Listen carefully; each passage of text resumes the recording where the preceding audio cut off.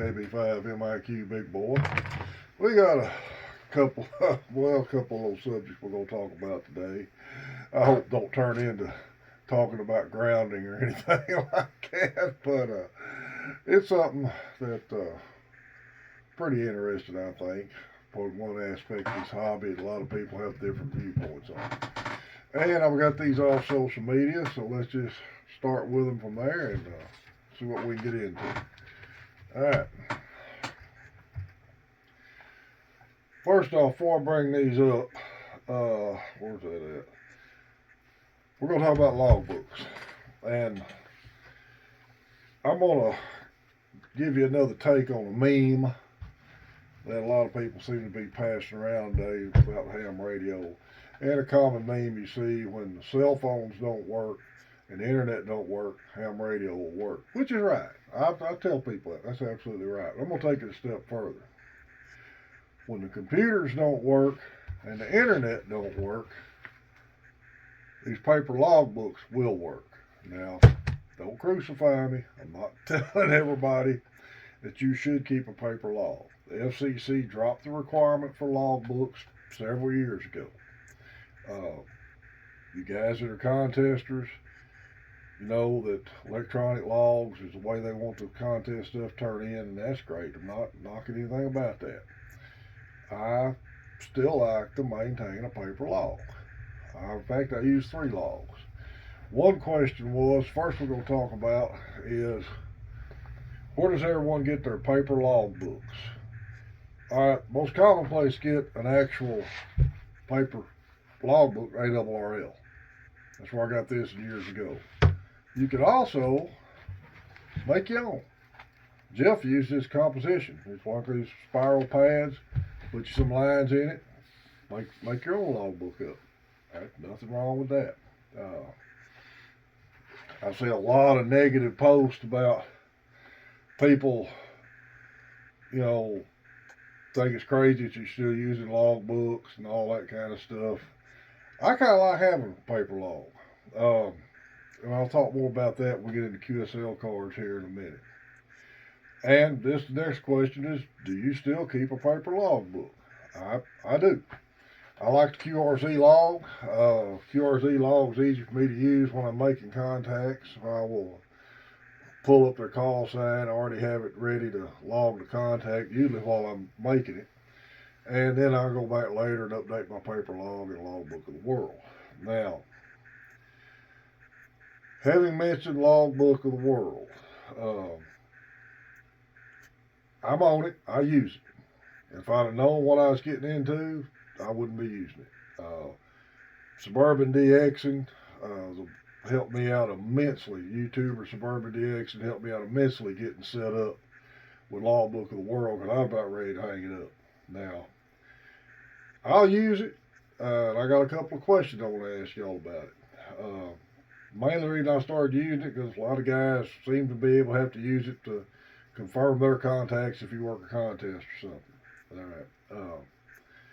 Y'all heard me make my statement about I'm not the most computer illiterate person in the world, or literate person in the world computer. I'm the guy who thought Raspberry Pi was a dessert.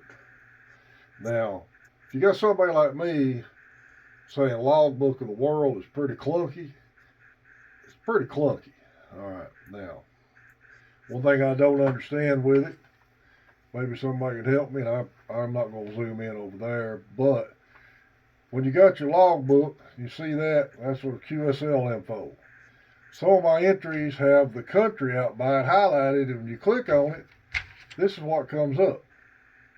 Is that considered, now that shows you how dumb I am, is that considered an EQSL through logbook of the world, or is that just their way of confirmation, or what? I don't really understand, because it'll have under the slot on your login QSL.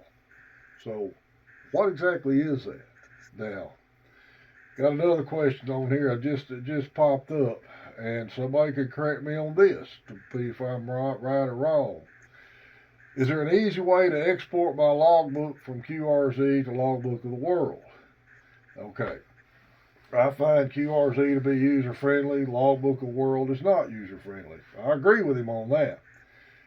And a lot of people are saying, yes, you can do it, but I think you have to be a paid subscriber of QRZ to be able to do that. Because I looked that up on mine. I'm not a paid subscriber yet. And I'm almost certain when you go to set that link to link them together, you have to be a paid subscriber. So somebody correct me on that if I'm wrong. But also, another question on Logbook of the World. Can another ham have a way of verifying a contact by looking at your Logbook of the World? I'd like if somebody explain that to me. I'd appreciate it. But paper logs, I think, are still valid to keep around. I really do. I use my paper logs. I'm trying to make myself get more and more precise about it. When I send a QSL card to somebody, on this particular log, the far right column got QSL, S, and R. And all I used to do is just check it, S and R, if I got it, send it, and got it. Now, with COVID mail, especially international mail being what it is, it's taking a long time to get cards back. I got a card back the other day from that had been 2 years out. So I've been going back, writing the date I send the card, and writing the date I get one in. Stop two things here. Now, I got a guy that probably thinks I'm crazy. Foxtrot Yankee 5 Kilo Echo in Guyana. I actually sent him a request, a QSL card for 2 different contacts. And the guy sent me 2 cards back. He probably thinks I'm nuts, but I had forgot I'd sent him one. So, that's a good way to keep track of that. I'm not telling you to do paper logs at all, but when you're working field day, it's pretty easy. And if you don't want to keep a log, you don't have to. It's all things you can do in this hobby to set it up the way you want to do it for yourself and not have to worry about how anybody else does it. Now, another aspect, though, I wish we would all get better at QSL cards. I think that's a good way to show the hobby to new people, and it's just a good personal way of getting the contact confirmed, in my opinion. Another aspect of QSL cards that I've never seen mentioned yet is on international cards, I save all the envelopes because you get some pretty cool looking international stamps. So that's another aspect of doing QSL cards for international stuff. So something to think about. All right, I've got a Ham Fest coming up we're going to talk about, and also the 4 States Amateur Radio Club. Acadiana DX Association Hamfest and Swap Meet, Saturday, March 11th, 8 to 2, at the Rayne, R-A-Y-N-E, Rayne Civic Center in 210 Frog Festival Drive, Rayne, Louisiana, just south of Interstate 10 in Rayne, Louisiana. I'm going to try to put this picture, if I can get it, where I can put it in a video, but that's where the next one coming up down South Louisiana. Also, the 4 States Amateur Radio Club tailgate sale.